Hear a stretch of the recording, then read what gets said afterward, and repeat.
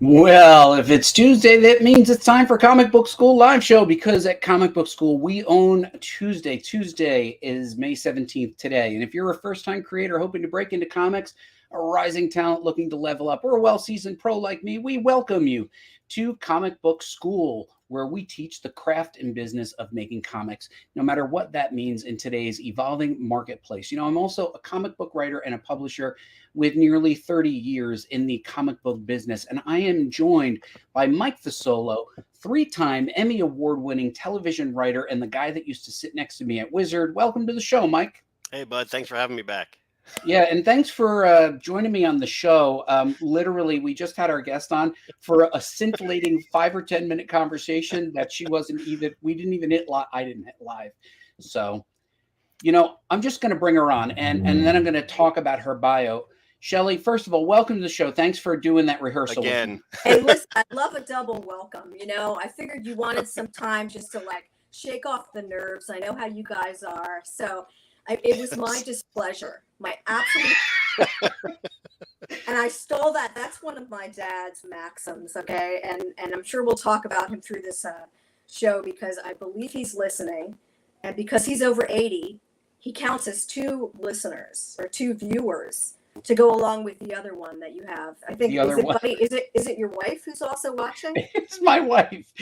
No, actually, my wife doesn't watch the show, and she didn't watch the other show that we used to do prior to this. Mike, I don't know if I've properly introduced Shelly. Let me introduce her. Shelly Bond is probably best known for her long tenure at DC Comics' Vertigo imprint. As an editor, she worked on an incredible range of titles, including Fables, Sandman, Hellblazer, Scene of the Crime, Dead Enders, Lucifer, and really just too many more to list. She launched Black Crown Comics as an imprint at IDW Publishing, where she published Eve Stranger, Kid Lobotomy, and the Black Crown Quarterly Anthology. But most recently, at least to me, she published a brilliant book called the Hey Amateur Anthology, which we will be talking about tonight. Welcome to the show, Shelly. And already the comments are rolling in. Thank you. That's my 3rd welcome. Talk about rolling out the red carpet, buddy. You got style. Yeah. Oh, look at this, Bond, Shelly Bond. Because have you ever heard that joke before? Never. Oh Never. My God. The first time. I have to say, when I said style, that was your moment to actually give a nod to Mike's ensemble. Mike, the robe, everybody loves your stylish the fans robe. are fans of the robe. They are. Some people tune in just to see the robe. Would you ever consider putting a little badge on the robe? For instance, my new book that's going to be coming out soon, Filth and Grammar. I'm going to send this little badge to you so you can put it on your robe because I have a feeling it hasn't been dry cleaned in about 14 years. You are very close, and I will be happy to put that on the robe. The robe will actually say filth on it. Right? How cool is that? The fellowship of the robe. There you go, Mike. Everybody's got a comment about the robe. But listen, we've got a limited amount of time tonight with Shelly, and we want to be talking about this amazing book, which all of us have. So let's all hold it up at the same time on the camera. There we go. Shelly has the hardcover edition. I have the invisible edition. You have the invisible edition. That was another book I edited, by the way, The Invisibles. I was the editor on volumes 2 and 3, and it's all Grant Morrison's fault that I got married. But we won't go into that today. I think you did once say to me that you married your favorite artist. Is that correct, Shelly? That is true, and he's now my favorite husband. So what I say to people is just marry well, and even greater things will happen. But it is true. In 1993, when I first started working on Shade the Changing Man, Philip Bond and Glenn Dillon were both working on a guest artist issue of Shade, and no lie, when the artwork came in for that issue, I just looked at these pages and I said, I just want every comic book that I edit to look like this. And of course, everybody said, well, you might only be editing 4 comic books in the next 5 years because he was not the fastest artist in the world. So there's that. Of course, when we did work together many years later, I'd say in 1999, Grant actually wanted Philip to do quite a long story arc for the Invisibles as we counted down to the millennium. And he said, it has to be Philip Bond. So I said to Karen Berger, my boss, I said, look, you know, you were the one who told me from the beginning, this guy doesn't draw fast. And she said, make it happen.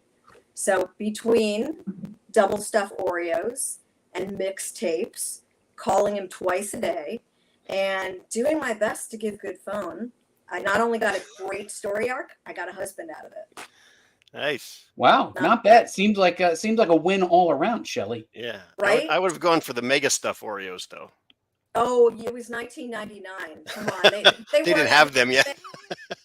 Come on.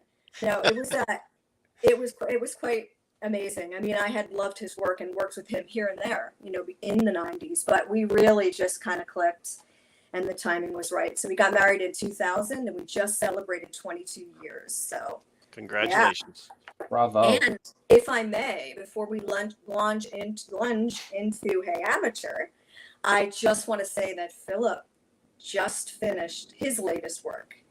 It's called Geezer. It's about the greatest Britpop band you've never heard about or you don't remember.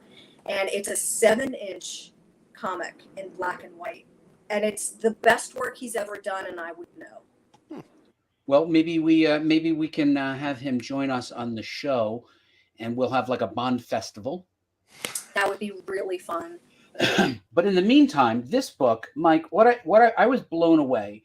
The anthology is structured in a very interesting way. On the left-hand page, you have information about the creative team or person, and on the right, you have a mini story. And each one of these has a unique look and feel, but they're all anchored together by an editorial vision, which is what we're going to be talking about tonight, and framed with a 9-panel grid.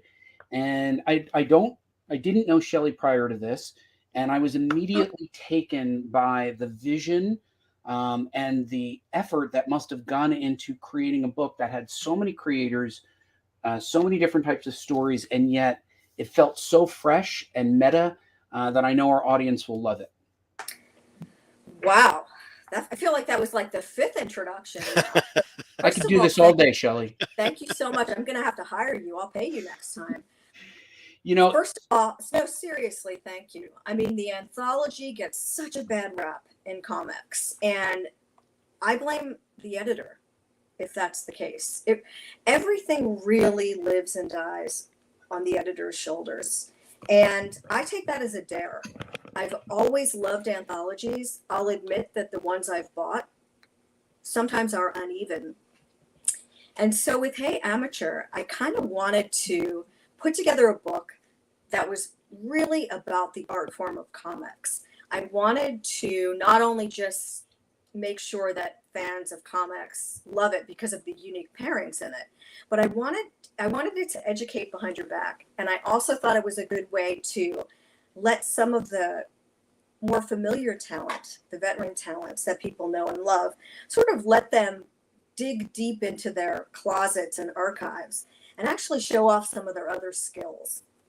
And so this book, it seemed to it sort of grew out of something that I did in the Black Crown Quarterly. I wanted to have the back of this quarterly publication, it set up sort of like a magazine, and have the very last page of that publication be a 1-page 9-panel story, how to do anything in 9 panels. So it really started with Black Crown, but when I had heard that the imprint was going to be shuttered, I knew I wanted to go out with a bang. And I thought, why don't I just somehow convince Chris Ryle, who was my boss, to let me close out the Black Crown years with this wicked anthology that pretty much just shows off what we do best in comics. We entertain, we educate, and we are weird and proud of it, right? I mean, I'm sure you will agree that we're all misfit toys in comics. Mike, do you agree? Yes, that's why I have a robe on. I was going to say, maybe we should let the bathrobe speak for you. But Yep. The thing about anthologies, I think they have a bad rap because they're not curated. And that's a word that's been, quite popular in comics culture lately. But it's something that I've always considered when I describe what a comic book editor does. You know, so many people still think the comic book editor is just a proofreader or just a copy editor, a paper pusher, someone to chase down the voucher so you can get paid. I laugh because that is such a minute part of what the comic book editor does. And a comic book editor is an art director, needs a tremendous sense of style and vision and visual acuity, or forget it. You're in the wrong job. You really have to think about not only a theme, especially in an anthology, but how to balance the team. And I think, again, that's another reason why a lot of them don't work, you know, that they don't really have a rhythm. And I look at comic book editing and specifically the anthology as if I'm DJing and I'm doing like the perfect set. So that's part of the background. That's part of the method to my madness. So Shelly, I think it would be great to show our audience the framework, this essential lockup that you had, this 9-panel grid, and as a very meta part of the book, you explain certain aspects of creating comics. And just for the readers the people who are viewing right now, I will zoom in on these individual panels. But Shelly, can you give us an overview of the 9-panel grid? Well, you know, some people say that the best editors hire the right people for the job. So you could say I did that when I hired Jim Rugg to do the essay on the 9-panel grid, because Jim is probably my favorite cartoonist that I'm not married to. He is unbelievable, and not just with writing and drawing, but he's a tremendous graphic designer. And I knew how much he had a love of the 9-panel grid, and in fact, just the grid system. And he actually goes through here and shows not only why a 9-panel grid captures your attention, and specifically the 5th panel, which is dead center, but he also talks about different ways to structure grids on a page, whether it's Charles Schulz, who often uses the 4-panel grid that can be sort of moved around. So it's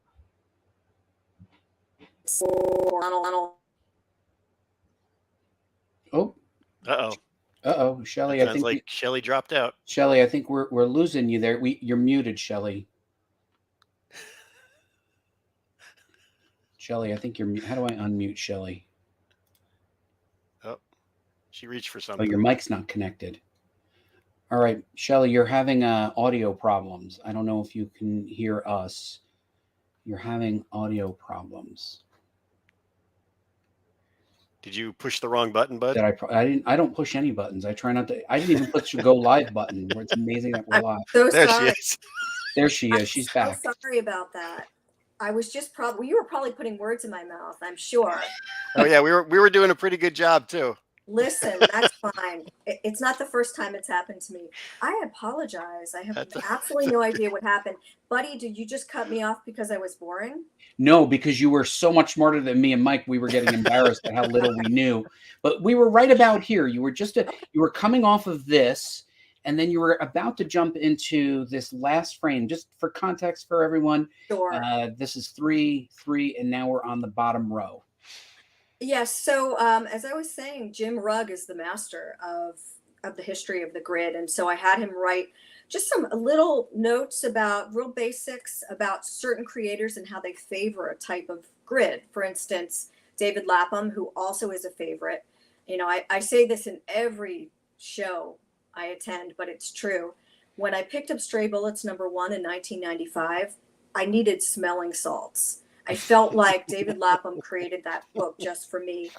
It's the reason I'm a comics lifer, because if he could put out a volume, I mean, that massive omnibus, I think he's been doing comics for like, I don't know, he's been doing Stray Bullets for like 30 years. I mean, if he can put up with all of the malarkey and hypocrisy, so can I. So, hey, Shelly, I'm sorry. I have a pop-on guest who wanted to say hello to you. no. Yeah, we figured. Elisa, I thought it, first of all, I thought it was going to be Mike Martz, and then I was going to actually just leave the conversation. And then I thought it was going to be my father, but then I remembered he probably doesn't know how to ask to be put on live, and I love him anyway. But it's a good thing because it would be the Mickey show and not the Shelley show. But I'm glad it's Elisa because we haven't talked for at least 2 days. You're muted, Elisa. You're muted. We're muted. We can't hear you. This is the auto challenge, the audio challenged podcast. And I can't unmute her. Elisa. She'll just have to do sign language. Oh, There she is. Yay. So with the modern technology, this is really funny because I've just been doing all these things and my light is glary and I suddenly realized like, I'm sitting there with the view of my stove. Hey, Shelly, how are you? Hey, I'm doing just as well as I was doing 2 days ago when we chatted for the first time in a year. But I'm so excited to see you because you can debunk the myths about what a pain in the butt I am as an editor. Shelly was just such an incredible editor for me to work with. I mean, we it's funny because we were co-editors together. And then it's kind of like a moment where you need surgery, you know, because I was writing Token for her Minx line. And so it's like, we've been doctors together, but now I am the patient. Now I am laid out on the table at the mercy of the scalpel.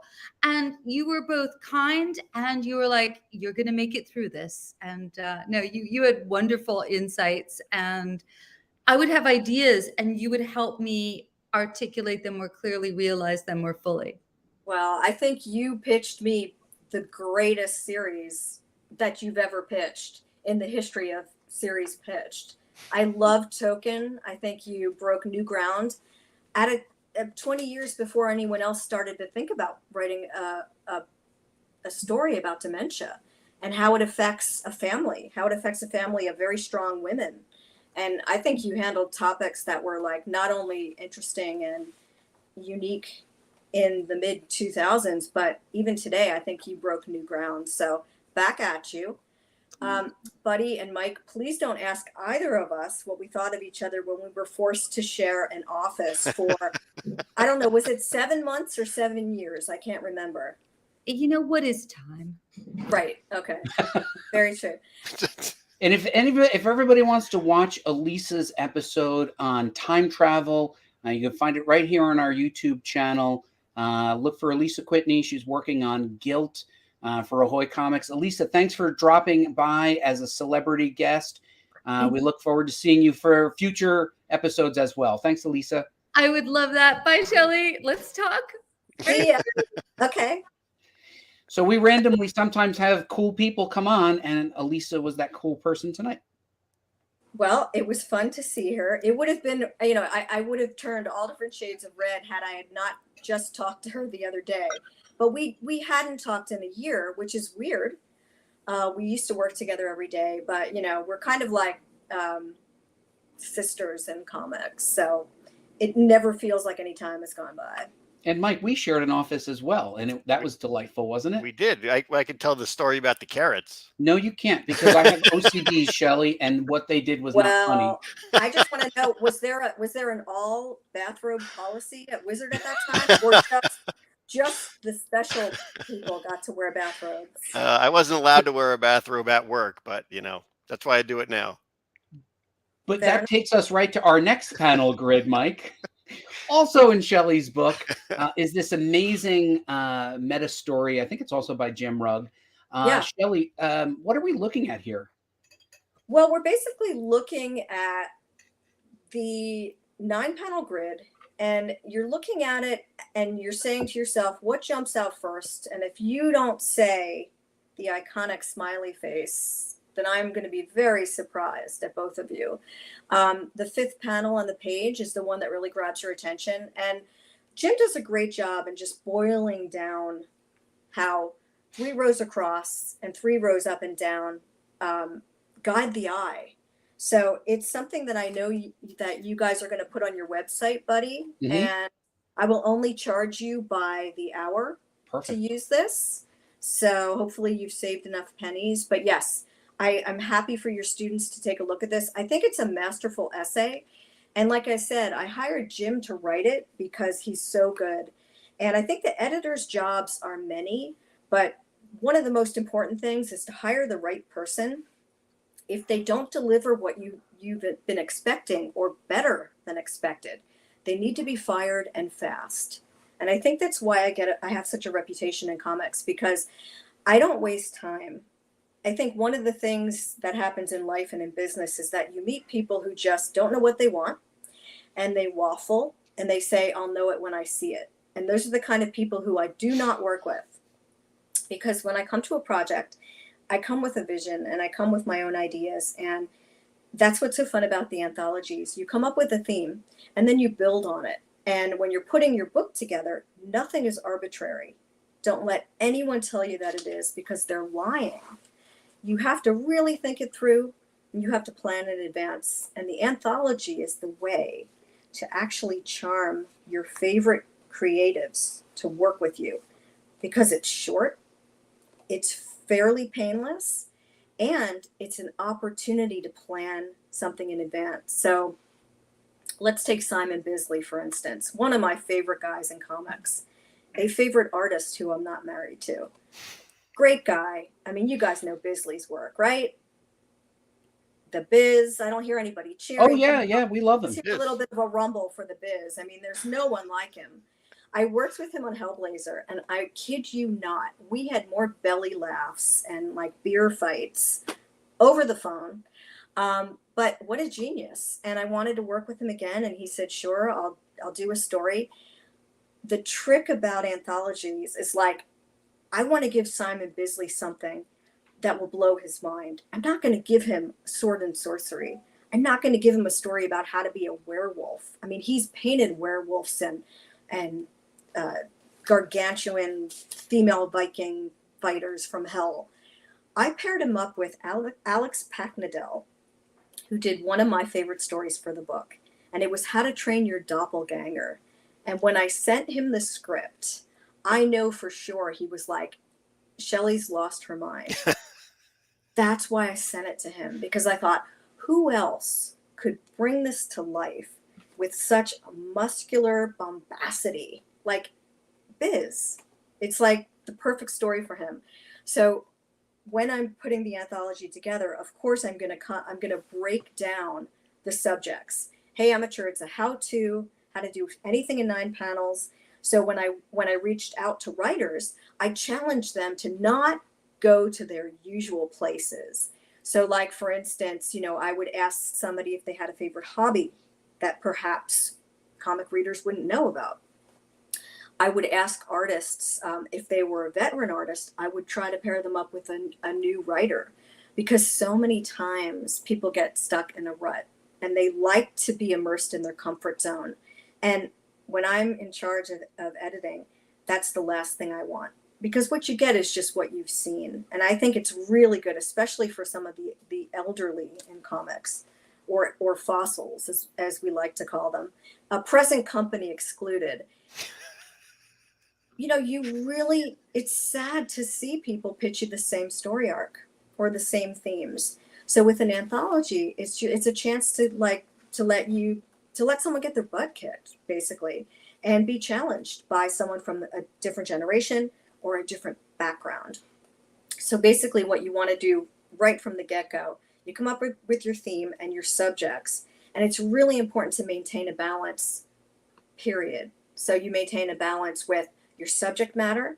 So like in Hey Amateur, buddy, I'm sure you noticed there were stories like How to Fake a Guitar Solo, or How to Break the Internet by Gail Simone, which was we even saw Elisa had one of how to give a good kiss. Elisa was How to Kiss. So you have so many different subjects, right? Some of them are funny, some of them are nonsensical, and then there are some that are practical. David Hahn did How to Change a Tire, because let's face it, it's a skill you're going to need at some point in your life. So it was a nice balance. We have the culinary arts, we have the performing arts.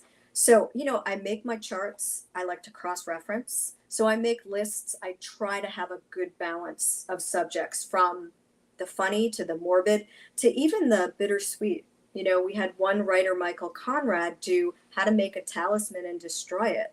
He was paired up with a wonderful artist, Caitlin Yarsky, who is killing it right now. She's doing lots of different things. I think she's working on a Black Hammer cover. really wonderful young female painter, and they were a great fit. So it's your chance as an editor to try out really bizarre couplings, because the greatest thing about comics, as you guys know, is that it's a collaborative medium. And once the editor taps you on the back or shakes you by the collar and says, it's a finished page, here's the deadline, you gotta let go. And I think that's the number one thing that a lot of people forget in comics. You gotta get to the finish line. So when I organize a book of this magnitude with over 100 creators and like over 50 stories, everybody gets the same deadline. Everybody gets an introductory email, and everything they need is right there on the page. I call them all as well, because there's nothing like hearing a voice, whether it's the voice of doom, you've blown your deadline, I'm going to replace you, so get moving, or you're done, or whether it's just to say, I can't believe that you were able to like create such beautiful art. I mean, Julian Desai, who is also a guitarist, blew my mind on his How to Fake a Guitar Solo. He has the prettiest pencils. He creates motion on the page with such flair. And in bringing Hey Amateur to life, I think it was a lot of fun to give everybody a spread. And Buddy, I think you mentioned this on the rehearsal that we had. I asked everybody to contribute something to the other side of the spread that tells a little bit more about the person or the story. And because I was designing the book, wink, wink, I'm a graphic designer, I do production, and I'm a frustrated letterer. So I'm a formidable person in comics. I try to do it all. I wanted there to be a nice variation of what you could learn about the creator or the writer or the artist. Now, one of the things that's amazing about this book, Mike, is that in this book, and it's there you go, you learn things as you go. So it is both educational for comic book creators, but also educational from the perspective of what Shelley was just talking about. Was I want all of our students to really have a hard look at what it would take to edit an anthology that has a clear vision, a consistent voice, and yet does not constrain the creators in any way. And I found that this book brought Shelley, your voice as a designer and as an editor, but never impinged upon the voice of those creators. Every right-hand page felt organically consistent, even though they were working to the same 9-panel grid, which was, to me, it's a major achievement. Well, thank you again. I feel like I'm sure I'm blushing. One of the things that I thought was really great about using the 9-panel grid, I always tell people, whatever you're doing in the comics, especially if you're new, start small, because you can finish. You know, a 9-panel grid is a great place. It's got a beginning, middle, and end. And I tell the new creators, stick to the grid. If you want to break from it, I need a really good reason. You know, if it's your first story, I'm going to 9 times out of 10 demand that you stick to the grid, because there's a reason why it's so popular. I mean, it's ubiquitous. It works. The people that broke the grid, and there were definitely a handful, I felt they had a really good reason. But the thing that I wanted to impart to you, Buddy, and your students, when you have an anthology that has a theme, that has so many disparate styles, you know, you have art styles that run the gamut from painterly, from black and white with benday dots, you know, old school, to 2-color, to puppets and felt. The thing that you do need to do is have a grounding device. And so I used the template that I designed was one of those grounding devices, but also the lettering. I try to be careful, and unless somebody absolutely had a reason to do their own lettering, I did the lettering, and I made it very simple. I made it one of the standard comic book fonts that's not fussy, and I didn't go crazy with the title sequence. So at the top of every page, it has Hey Amateur, the logo. a little spot illustration, which gave me a chance to be a little bit creative, and then the title. So sometimes the titles were a little bit more illustrative, and I definitely said if creators wanted to add some more art, they could. But for the most part, it's standardized. And so hopefully that helped ground the book, and that only made it that much more inviting when you turned the page. Because each time you turn the page, you are supposed to say, "Hey, amateur, how to go to the bathroom without a bathroom." You know, Maris Wicks, I mean, when she pitched that to me, there was only one person who could get that across, right? I mean, Maris Wicks is one of the funniest cartoonists ever. And it is a useful one, Mike. I kind of thought like I should take a picture of this one, involve digging a hole and where to stand, how to crouch. I was like, I didn't know how to go to the bathroom in the woods. You know, it's a funny thing. Not everyone's a camper, right? Not everyone's a Boy Scout. The other thing I thought was really important to mention, Buddy, is that in addition to maintaining a balance, you want to have a really rich and diverse group of contributors. And I think that when you look at anthologies and you see the names of the people contributing and they're all the same usual suspects, that's lazy editing. I will always blame the editor. And I think today, now more than ever, because everyone is so fractured in comics and the industry itself has become, almost a vile cesspit in some places, I plead and beg editors to look further afield. There are so many talented people all over the world. And in Hey Amateur, I will tell you, we have artists from Greece, South Africa, the UK, Denmark, Canada, India.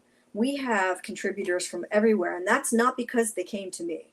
It's because I wanted a broad scope, and I, put the boots on the ground, and I go to shows, and I look through social media, and I read comics. I read a lot of indie comics. Not really a fan of the big two. I'm not a superhero person. I don't know if you guys knew that about me. You might throw me off the show now. Well, what I was blown away by was just the wide range of creators that I'd never even heard of prior to this. I mean, to me, I saw a couple names that I recognized, and then I was finding myself on social media. My microphone dropped off. This is definitely the audio challenged show, ladies and gentlemen. Oh, look at this! Somebody like that. The Vile Cesspit Comics. I think that's a good name. Vince picked up on it. He's going to give you a logo on that. I call it like I see it, and I don't really associate myself with that. I'm into comics for the art form. I always have been. For me, that's what. Oh, look what's here. Where'd that come from? That's what this is about, by the way. Awkward segue. Now, can you tell us what people can expect from Filth and Grammar? Where can they get it? And how did this get off the ground? Well, I will be here all day if I answer all those questions. Well, tell us about the new book. Okay, I can try to do that. Okay, Filth and Grammar is a Kickstarter project that we launched last year. It was 8 months in the making, and I hit my own deadline, and then COVID kicked me in the face. So sad to say, my backers are getting their books 2 months late, but I hope it's worth it. This is basically, it's called Filth and Grammar, the comic book editor's secret handbook. And this is the book I wish I had when I was coming of age in comics as an assistant editor in the 90s. I basically sat down one day in my pajamas, not unlike Mike right now, and I wrote what I would consider to be a handbook of all the things I learned that were really useful to me now that I could have applied back then had I learned all these things. Not only did I write it, but I brought a bunch of people in to help me explain it, because the people that really taught me the most in comics were the artists and writers I was lucky enough to work with. People like Neil Gaiman, who offers up a great pro tip here about the maximum amount of words that he puts in a word balloon. and he shares this terrific story about how he messed up with his first comic and how it'll always stay with him. I have Mark Buckingham, who contributed a story that we follow through the whole book. It's called A Song for San Diego Comic-Con, and it's a true story that happened to me at Comic-Con one year. I won't spoil it. It might be scary. It's not scary. It might be surreal, but it's the story that we follow through every stage of making the comics. I explain my process, which is not for the faint-hearted. Editing to me is messy business, and it's messy because you should be throwing ink at everybody. It's one of the reasons why one of my artists, Jen Mangle, drew me with a lot of ink on my hands as often as possible. But I explain screenplay format and how it's different than script format. I explain what a beat sheet is, and I do a beat sheet on an issue of a comic. Where was this book when I was breaking in? I know. We needed this at Wizard, so I could have read it. Where was this book? Where was this book? It was here. It was in my head. Yeah, but that didn't help us. I was living the life, and I was learning so quickly. My first job in comics was not with Vertigo. It was with Comico. Did you guys know that? No, I didn't. Did not know What that. did you work on at Comico? Do you remember Comico, the comic company? Absolutely. Elementals. Hello, home of Elementals, Grendel, Mage, the Maze Agency, Empire Lanes, E-Man.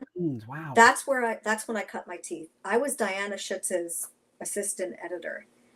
And I was just a guest at her editing comics class. She teaches at Portland State. And she said she hired me because I was this goth girl right out of college. She had interviewed 2 other people, but she said I came in and I aced the proofreading test. So she had to hire me. And I feel like, wow, phew. I was like a film and video and audio production major. Like I hadn't really taken an English class in years. So I don't know like who was channeling me at the time, but I guess I did okay. She was my first boss. Well, So, you have an amazing list of credits, and what's stunning to me is how much you did without superheroes, and I just think that number one, that book, you wasted your time working with people like Neil Gaiman and Grant Morrison. I needed you more than they needed you. They didn't need that.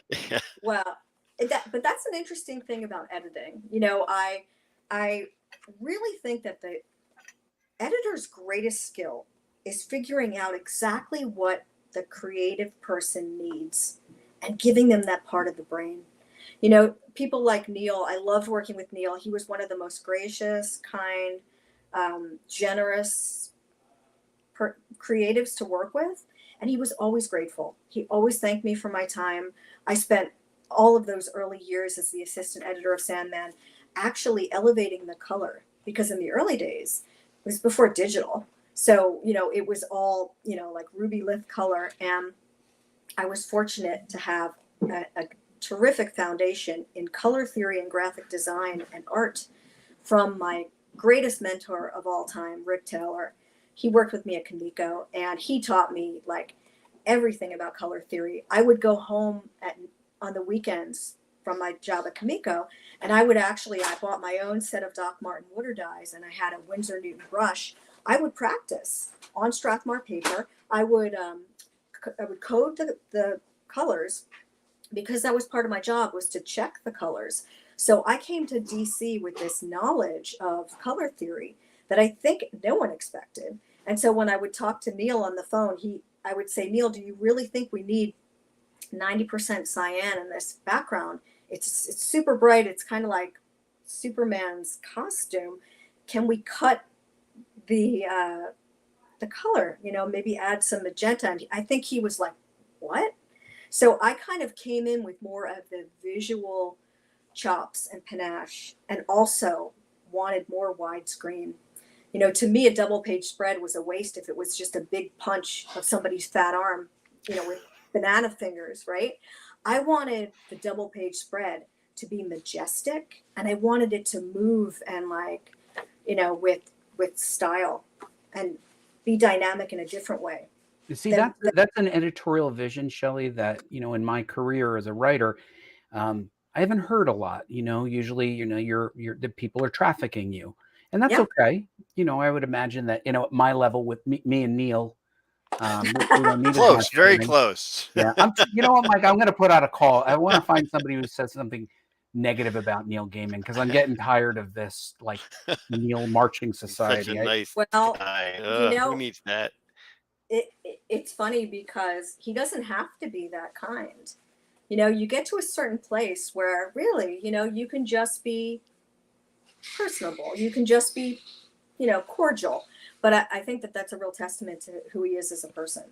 And he certainly helped me make this an overwhelming success, because he tweeted out the best quote about me. I mean, let's face it, he is a great writer. So, maybe, he said one of my favorite things to share is that when he's asked about me, he says that I'm a great mechanic and that I can lift the hood of a book and fix anything that's not quite right, and that I keep the trains running on time. So I think that is, quite a badge of honor to wear.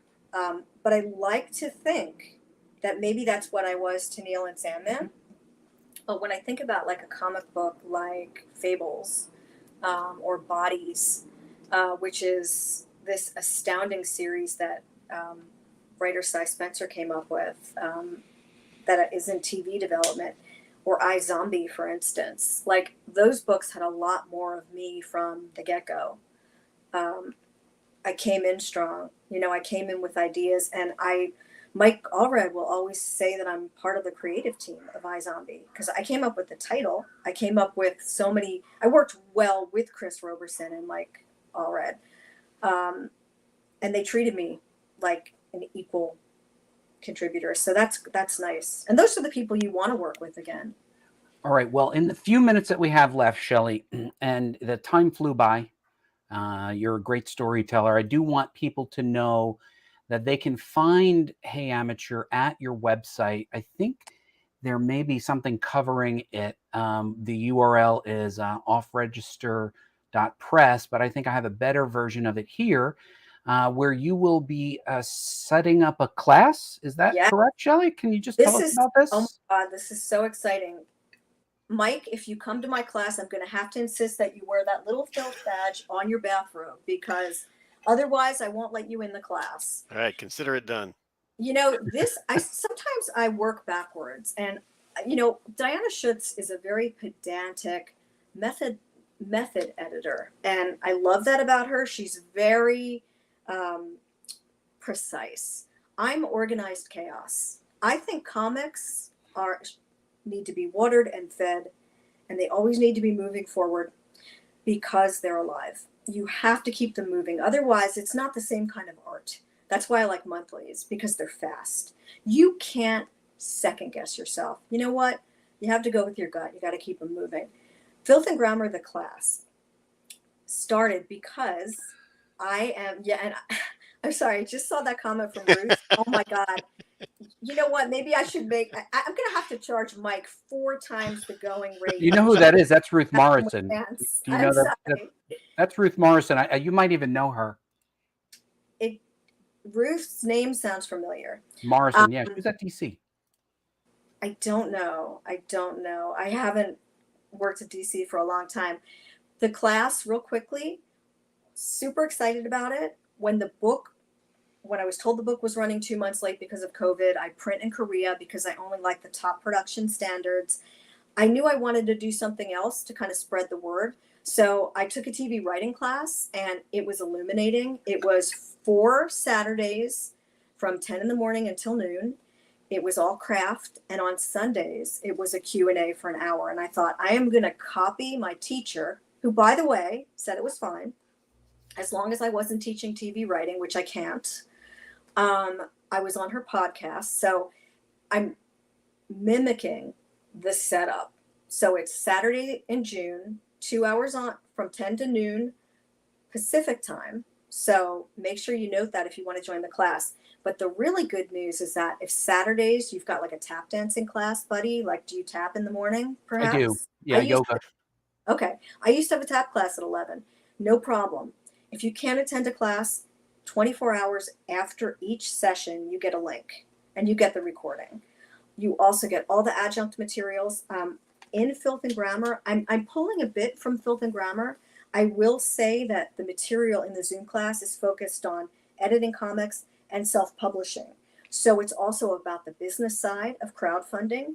It's also about just leveling up your skills, whether you're a writer, artist, letterer, colorist. It's about things that an editor looks for that you might not even know about. So I have a thing that I like to do called Yes, No, Wow. I stole it from Milton Glaser. I'm a thief.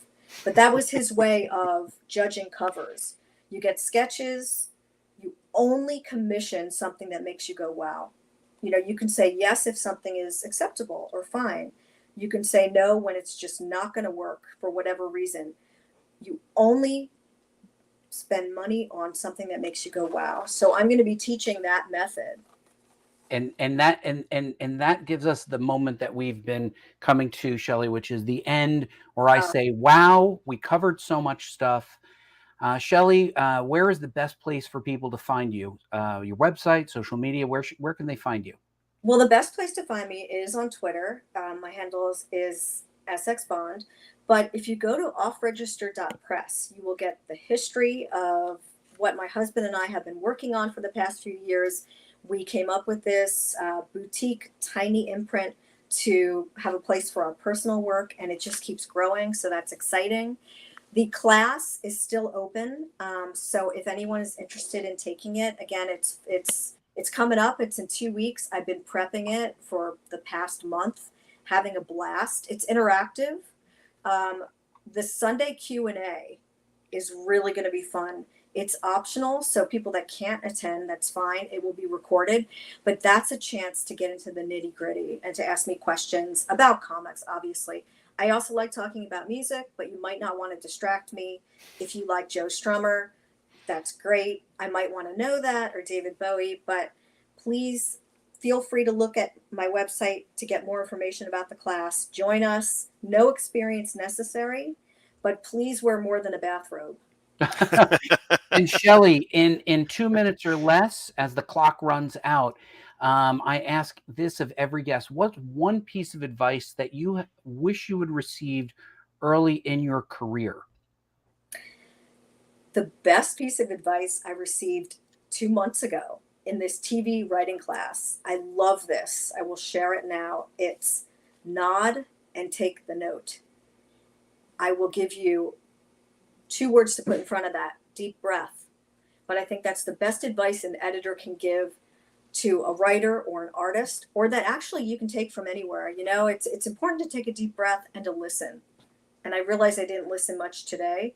It's a great skill, and I'm still working on it. Shelly, you were an awesome guest. I hope you come back to talk about how Filth and Grammar is doing, all about your Zoom class. We absolutely love the work that you're doing. Thank you so much for joining us. And we look forward to you coming back again and talking about your work going forward. And I know that you're going to be doing more books in the future.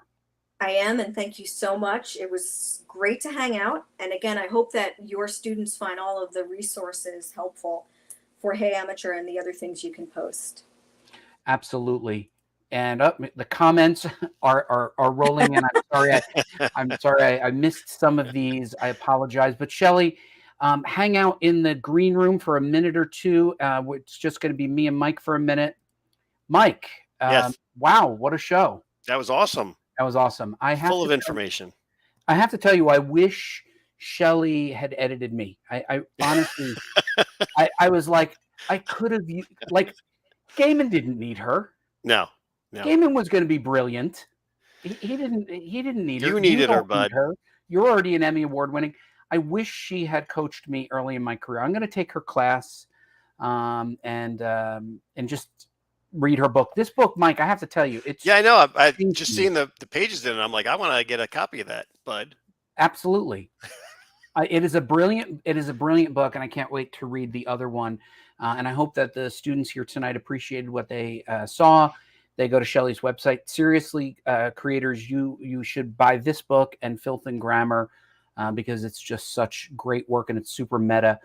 Mike, I'm going to be on a show right after this in about 10 minutes. What? I'm going to be on Ruth Morrison's show tonight at 9 p.m.